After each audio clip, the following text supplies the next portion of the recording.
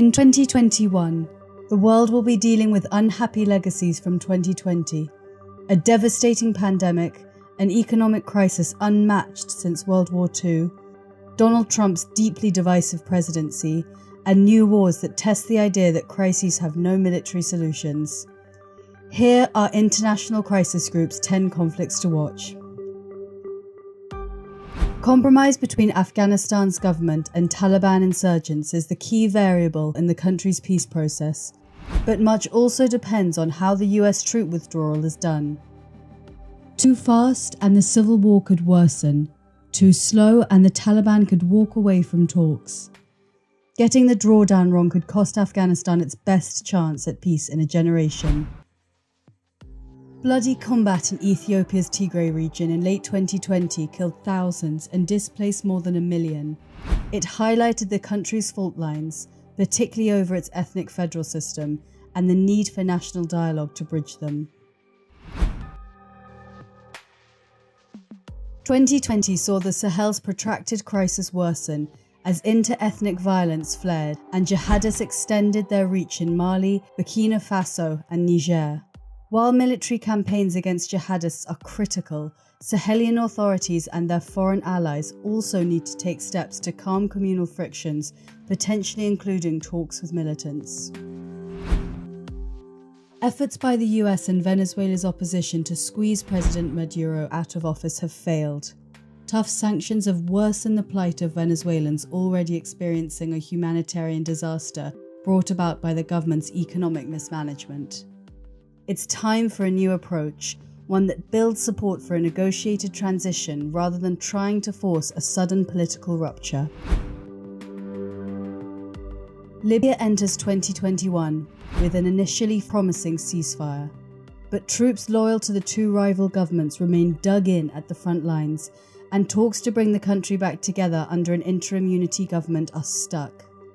Unless outside actors stop fueling the war and Libyan sides find a path to reconciliation, there is a risk of another bout of fighting.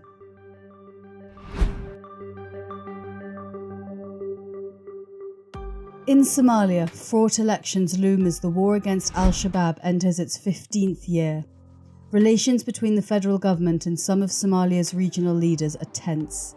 A contested vote could widen the gulf between Mogadishu and the regions and would likely embolden Al-Shabaab.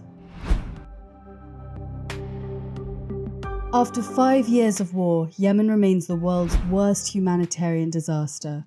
Famine is once again a real danger for millions of people. After more failures in peace negotiations, a fresh start is needed.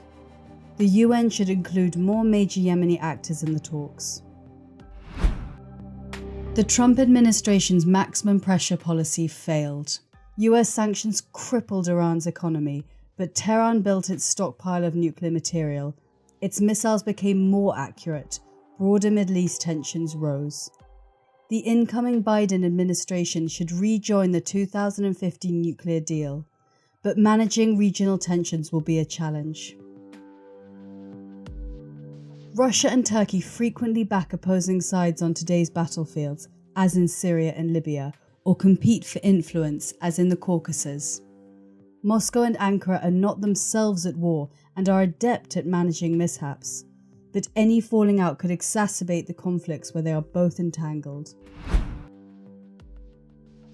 The link between climate change and conflict risk is complex and indirect, but increasingly apparent from Africa to the Middle East and Latin America. The Biden administration has put climate at the top of its agenda. It must follow through, and Western countries must make good on their $100 billion pledge to better equip the poorer countries hardest hit. These are Crisis Group's 10 conflicts to watch in the year ahead. We will be making every effort to bring peace to these and many other crises worldwide.